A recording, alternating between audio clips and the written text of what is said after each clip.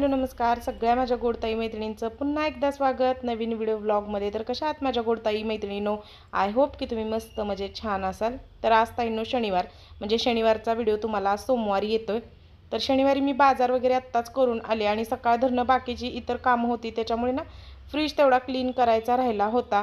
म्हणजे शनिवारी शक्यतो मी करते आणि आज काय असा डीप क्लीन करायचा नव्हता, म्हणजे अगदीच खूप जास्त घाण नव्हता झालेला खराब, म्हणजे फक्त अस्ताव्यस्त झालेला होता। तर म्हटलं चला ते पण तिथल्या तिथे स्वच्छ करूया। तर फक्त ओल्या कपड्याने ना मऊसूद ओला कपडा घ्यायचा आणि त्याने पुसला तरी फ्रीज स्वच्छ दिसतो।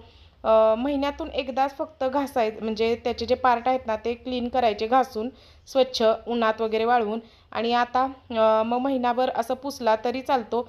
फक्त काय होतं हात लागतात आणि तेवढंच खराब दिसतं, पण फ्रीज अगदी स्वच्छ दाबून पुसला ना की खरंच पांढरा शुभ्र दिसतो, त्याच्यामुळे सारखंच घासा पुसायची गरज नाही लागत। मग तेच आता मी फ्रीज म्हणलं क्लीन करावं आणि त्याच्यानंतर ज्या काही भाज्या बाजार वगैरे सगळा झालेला आहे तो सगळा ठेवून देवावा। तर पहिल्यांदा ना ताईंनो मी ओल्या मऊ सुती कपड्याने ना सगळा फ्रीज पुसून घेतला आणि नंतर आता बघा सुक्या फडक्याने, म्हणजे एक कॉटनचा शर्टच आहे तो ठेवलेला आहे, तर त्याने पुसून घेते म्हणजे स्क्रॅच वगैरे पडत नाही आणि स्वच्छ पांढरा शुभ्र असा फ्रीज दिसतो। तर ज्या काही मागच्या आठवड्यातलं थोडंफार राहिलेलं असतं तर ते पण सगळं काढून हा जो ड्रॉवर आहे ना तो सुद्धा क्लीन करून घेते। तर तो पण इतका घाण झाला नव्हता, पण ना पुसून घेतलं तरी सुद्धा स्वच्छ दिसतं। कधी कधी काय गोष्टी ना असतात क्लीन, फक्त आपल्या कामाच्या गडबडीत त्या राहून जातात अशा, तर त्या या पद्धतीने हे केलं तरी चालतं। मग आता जवळजवळ टायमिंग बराच वेळ झालं, आज काय पाऊस वगैरे नाही आला बाजारात जाताना, त्याच्यामुळे चटकन बाजार करून आले। आणि बघा ज्या काही वस्तू ठेवतो ना आपण फ्रीजमध्ये त्या पण अशा आधीमध्ये खरं तर पुसून घेतल्या ना तर अगदी स्वच्छ सगळं दिसतं। बिलकुल पण त्याला मग हात नाही लावला तर ते थोडंसं हात लागून असं खराब होतं, त्याच्यामुळे ना मग ते बेकार दिसतं। त्याच्यामुळे असं वरचेवर सगळं फ्रीजमध्ये जे काही वस्तू आहे ना एकदा फ्रीज पुसायला काढला की तो असा क्लीन म्हणजे स्वच्छ सगळं पुसून घ्यायचं। आणि आता आले मी इकडे, तर पोरी असतात आदिती अनुष्का काहीतरी आणायला सांगायला काहीतरी चाललेलं असतं, तर बाजार करून आले मी। बराच वेळ गेला, नंतर आल्यानंतर घरातलं सगळं आवरलं, काय तर चाललेलं असतं। फ्रीज पुसायचा नाही म्हटलं तर अर्धा तास इकडं तिकडं जातोच। आणि आता म्हटलं चला बाजार करूया, तर बाजार तर अतिशय महाग आहे ताईंनो।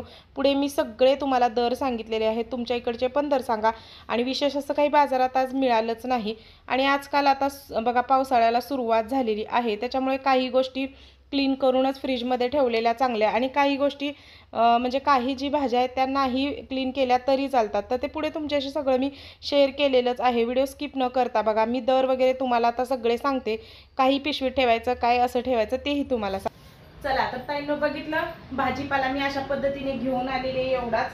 आत्ताच टेन्शन आलंय आठवडाभर काय करायचं म्हणजे सुचायचंच बंद होतं। ह्यातले कोणतंही तुम्हाला धड सुक्याचं पण नाही आणि धड पातळ भाजीचं पण नाहीये, तर असाच बाजार होता आज। अक्षरशः मेथीची भाजी होती बाजारात 5-6 ठिकाणी, पण 40 रुपयाला पेंडी होती। आता ती एक पेंडी आणून पण पुरत नाही, आणि 40 रुपयाचं 1 किलो बटाटे आणले ना तर निदान तो बटाटा सगळ्यात ऍड होता आणि त्याची तरी भाजी आपण काहीतरी करू शकतो। पण ती मेथीची एवढीशी भाजी काय करणार? मग पालेभाज्या अशा पण नाही, तर तरी एक पालक तेवढा 20 रुपयाचा आणला। पालक आवडतो, काही पण होतं पालकाचं, तर एवढा। आणि दर पण तुम्हाला आज मी सांगते बरं का, बऱ्याच ठिकाणी बऱ्याच वेगवेगळे दर असतात, तर बघा आता मी पण दर सांगते कसे आहेत ते। तर सगळ्यात पहिल्यांदा आज बघा ताईंनो काय आणले वेगळं तुम्हाला दिसलं असेल, तर भोपळा। तर हा एवढा मोठा, खूप असा व्हिडिओमध्ये तुम्हाला छोटा दिसत असेल, पण हा मोठा भोपळा आहे, 40 रुपयाचा घेतला। तर मी आणि आमच्या जावेच्यात म्हणजे दोघींच्यात मिळून घेतला। एवढा मोठ्या भोपळ्याच्या घाऱ्याच होणार, आम्हाला घाऱ्या इतक्या अतिशय आवडतात ना, त्याच्यामुळे घाऱ्यासाठी मग तिने 20 रुपये दिले, मी 20 रुपये दिले। आता जेव्हा ठरल कधी करायचा किंवा तिला किंवा मी कापला तर दोघीत अर्धा अर्धा घेणार, मग बरोबर तो पुरतो, वाया जात नाही आणि संपतो पण। तर हा भोपळा 40 रुपयाला आणलेला आहे, मस्त पिकलेला आहे। तर सफरचंद बघा, फक्त अर्धा किलो सफरचंद 80 रुपयाला। आणि ही मोसंबी आहे, फळं तर अजिबात नाही, अनुष्का तर ओरडत होती फळं नाही आणली, फळं पण काय नव्हतीच बाजारात व्यवस्थित। तर डाळिंब 40 रुपये पाव किलो होते, पण ते पण चांगले नव्हते म्हणून नाही आणले। आणि हे बघा ही मोसंबी 50ची अर्धा, हे 80 रुपयाचं. आणि थोडंसं आता कसा पावसाळा आहे ना, मग थोडं शेव चिरमुरं असलं की आधी ते अनुष्का असं खातात स्कूलमधनं आल्यावर, म्हणजे त्याच्यात फरसाण वगैरे टाकला तर सुकी भेळ तर निदान त्यांना करून देता येते, म्हणून मग ते थोडंफार आणावंच लागतं असं काहीतरी. आणि पावसाळ्यात असं लागतंच खायला किती नाही म्हटलं तर. तर दोडका बघा अर्धा पावशरच आणला. आधी ती अनुष्का काही दोडका खात नाही, आमच्या दोघांना आवडतो, मग अर्धा पावशर असा म्हणजे अगदी रबरबीत लपतपीत भाजी केली ना तर मग संपती, म्हणून मी अर्धा पावशरच आणला. तर तो 10 रुपयाचा. कोथिंबीर बघा, कोथिंबीर एवढी 20 रुपयाची. ही 10 रुपयाची पेंडी, ही 10 रुपयाची पेंडी, अशी 20 रुपयाची एवढीच पेंडी आहे. ती 5 रुपयाची सुद्धा ते थोड्या दिवसानं ही होणार नाही पावसाळ्यात, पण आत्ता ही 20 रुपयाची आहे. चला असू दे, शेतकऱ्यांपासून आम्ही घेतलेलं आहे, त्याचं काय मला इतकं ही होत नाही. तर हे बघा, ही आहे पालक. पालक 15 रुपयाला एक बसली. कोबीचा हा गड्डा 20 रुपयाचा आहे ताईनं. हो, पावशर कोबी 20ला होता.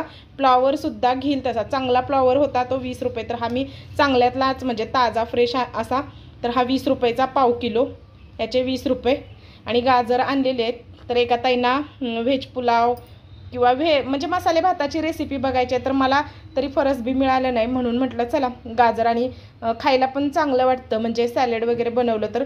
20 रुपयाचे अर्धा किलो ही गाजरं. तर ही गाजरं कुणालाच आवडत नाहीत, महाबळेश्वरी गाजरं म्हणून, पण असू दे. आणि टोमॅटोचा तर भाव वाढलेलाच आहे. टोमॅटो मी 30चे अर्धा किलो आणलेले आहेत, हे 20चं. आणि केळी बघा, केळी 1 डझन आणली, त्यातली संपली सुद्धा. आणल्यापासून बाजारातनं आणल्या लगेच अनुष्का खाते आधी ती अनुष्का. तर केळी 20 रुपयाची आणलेली आहेत. बारमाही मी मुलांना केळी आणते बरं का, माझ्या मुलांना बाधत नाहीत केळी कोणतीच फळं कुठल्या, का तर त्यांना मी लहानपणापासून ना तेच खाऊ घातलेलं आहे. त्याच्यामुळे सीझन वाईज जी फळं मी फ्रूट्स आणते ना ताईनो, तर ती त्यांना बरोबर होतात, म्हणजे त्यांना बाधत नाहीत कुठलीच, पावसाळा असू थंडी असू. तर टोमॅटो आणि हा एक दुधी 10 रुपयाचा आहे, तर त्याला स्वच्छ धुवून ठेवला पाहिजे. आता वांगी 20 रुपयाची पाव किलो, ही 4च वांगी 20 रुपयाची आहेत, म्हणजे 5 रुपयाला एक वांगं बसलं. लिंब आहेत ही 10ची 6 लिंब. हां, तर वांगी सांगितली. आणि ही काकडी 20ची अर्धा किलो, तर ही काकडी अर्धा किलो आहे 20 रुपयाची. हे बटाटे 40 रुपये किलो. बटाट्याचा दर तर काही केल्या ना कमीच होईना झाला आहे, म्हणजे किती महिने झालं बटाटे आपण 40नंच किलो खातोय, म्हणून मग बटाटे. कांदे काय नाही आणले, लसूण आणलाय बघा पावशर, बास होतो आठवडाभर, 50 रुपयाचा हे एवढं. आणि आज खूप दिवसांनी आधी ती अनुष्का वरडत होते की दादा गेल्यापासून काही बनवत नाही. आणि खरंच तसं झालं. तेजस गेल्यापासून एका सुद्धा पदार्थ पोरींना बनवायचा झाला नाही, म्हणून आज मात्र पाव आणलेत. आणि पाव वगैरे कसं तेजस असायचं तेव्हा ते काम असायचं, तो बेकरीतनं स्टँडवर जाऊन आणून द्यायचा. तर मी आधी ती अनुष्काला तसं पाठवत नाही अजून, असं लांब स्टँडवर वगैरे हे आणा ते आणा, एवढं समजतं सगळं आणायचं, पण मी स्वतः नाही पाठवत. तसंच मग मुलांना वळण लागतं. मग ते पाव आज घेऊन आले, बाजारात असतात. आणि हे शेतकऱ्यांकडून आणलेली बघा चवळी, एकदम बारीक बघा चवळी किती सुंदर आहे बघा ताईंनो, एकदम देशी चवळी आहे. तर ही आता फ्रीजमध्ये ठेवते, का तर डीमार्टमधून आणलेली पण चवळी. आणि हे आहेत पिवळे मूग, तर हे काय थोडंफार. आणि आमच्या इकडं असलं खूप विकायला येतं बरं का आता, ते बियाणं वगैरे मागच्या वेळी मी सांगितलेलं, असलं खूप जास्त आमच्या इथं बाजारात ना शेतकरी लेडीज घेऊन बसतात सगळ्या, एक वेगळीकडेच हा बाजार बसतो. तर हे बघा, हे पिवळे मूग आहेत, तर ते राखेत वगैरे ठेवतात, त्यांच्याकडे छान राहतात. आता आपल्याकडे ठेवायचं म्हणजे झालं. तर हे बघा एवढा सगळा बाजार आहे, आता तो पण फटाफट भरून ठेवते, म्हणजे आता झालं. संध्याकाळी आता पाव आणलेत, मग पावभाजी करायची आहे, तर ती पण आता ह्यातलं थोडं साहित्य ठेवते वर आणि बाकी सगळं भरून टाकते. तर ताईंनो, भाज्यांचे दर तर तुम्हाला समजले, तुमच्याकडे कसे आहेत ते सुद्धा सांगा.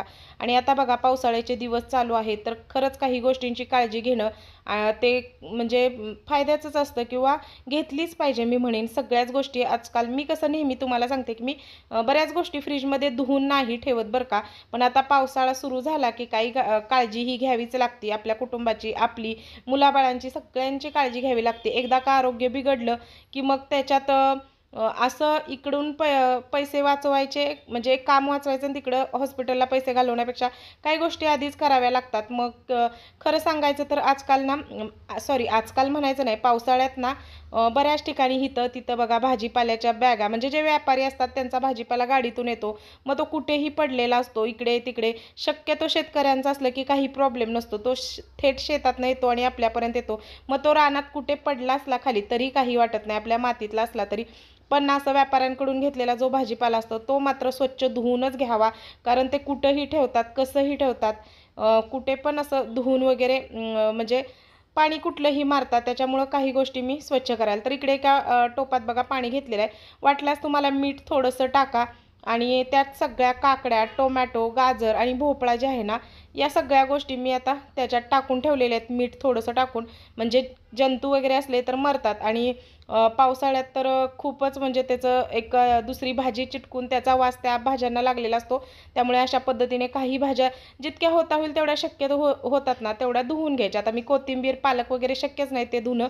ते जर धुवून ठेवलं तर आता सध्या सुकत नाही पावसामुळे, तर ते धुतलं तर ते नासून जाणार, म्हणून मी पालक वगैरे नाही धुतला. पण गाजर, टोमॅटो, काकडी वगैरे बघा मुलं अशी चटकन घेऊन हातात खातात, त्याच्यामुळं ते तेवढं स्वच्छ करणं खूप गरजेचं असतं. तर आता ना मी इकडे कॉटनचा एक रुमाल घेतलेला आहे आणि त्याच्यात असं काही नितळत वगैरे मी नाही ठेवणार बरं का. हे काय असं म्हणजे वाळकं असं हेच असल्यासारखं, हे नाचण्यासारखं, खराब होण्यासारखं नाही. मग लगेच बघा मी टोमॅटो वगैरे असे पुसून पिशवीत भरून ठेवले. आणि खूप वेळ पण झालेला, संध्याकाळच्या स्वयंपाकाची वगैरे वेळ, दूध वगैरे तापवायचे असतात, त्याच्यामुळे फटाफट हे सगळं करून घेतलं. मग टोमॅटो सगळे धुतलेले ते पुसले, काकड्या वगैरे अशा पुसून घेतल्या. मग नंतर पण आपण घेताना पुसतोच, म्हणजे सॉरी धुवूनच घेतो. तर गाजर पण सगळे मातीनं भरलेले होते, ते स्वच्छ सगळे चोळून धुतले आणि आता पुसले. मग आता कसं मुलांनी एखाद्या वेळेस काढलं फ्रीजमधनं, तर अनुष्काला आहे बरं का तशी सवय काढायचं फ्रीजमधनं खायची. मग ते आता स्वच्छ असं असलं की मग काय प्रश्न नाही. आणि अशा पद्धतीने जेव्हा आपण आपल्या कुटुंबाची काळजी घेतो तेव्हा नक्कीच आपल्या मागे दवाखाने किंवा तेवढंच तरी आपलं हे होतं. तर अशा पद्धतीने बघा फ्रीज सगळा ठेवलेला आहे. आज काय म्हणजे बाजार तुम्ही बघितलं काही नव्हतंच, तर अशा भाज्या वगैरे ठेवलेल्या आहेत, अगदीच थोड्या आहेत. पण कडधान्य माझ्याकडे भरपूर आहे, तुम्हाला मी दाखवलं. तर कडधान्यसुद्धा आमच्याकडे खाल्ले जातात. तर एका साईडला इकडे ना मिरची, आलं लसणाची पेस्ट, शेंगदाण्याचा कूट वगैरे ठेवलेला आहे. तर आता तुम्हाला साध्या सिंपल पद्धतीने ना पावभाजी दाखवते. तर इथे घेतलेला आहे फ्लॉवर, हा आहे फ्रोझन मटार, शिमला मिरची, गाजर आणि बीट एक घेतलेलं आहे आणि बटाटा. हे सगळं आधी मी सगळं सोलून चिरून घेतलेलं आहे, म्हणजे पुन्हा एकदाच त्याचं सगळं भाजी ना छान अशी आपल्याला मॅश करून घेता येते. सगळ्या भाज्या एकत्र केल्या, स्वच्छ 3 ते 4 पाण्याने धुवून घेतल्या. मीठ टाकलं त्याच्यात भाज्या शिजवताना, म्हणजे चव छान येते. आणि बघा भाज्या भिजतील एवढं पाणी टाकलेलं आहे, जेणेकरून अगदीच घट्ट होऊ नये. आणि आता पावभाजीसाठी एकदम बारीक चॉप करून घेतलेला आहे बघा. कांदा चॉपरमध्येच मी चॉप केला आहे आणि टोमॅटो, कोथिंबीर थोडी घेतली, आलं लसणाची पेस्ट घेतली. कुकरमध्ये सगळ्या भाज्या शिजून झालेल्या आहेत. अगदी 3-4 शिट्ट्या करायच्या, म्हणजे चांगली गरगरीत सगळ्या भाज्या शिजल्या पाहिजेत, त्यामुळे त्याची ग्रेव्ही छान होते. तेल घेतलेलं आहे बघा भरपूर. आणि आता कांदासुद्धा भरपूर टाकायचा, एकदम बारीक कांदा चिरायचा बरं का असा, म्हणून मी चॉपरमध्ये असा चॉप करून घेतलेला आहे बघा, एकदमच बारीक. कांदा करपवायचा नाही आहे, नाहीतर मग सगळीच पावभाजीची टेस्ट जाते करपवलं तर.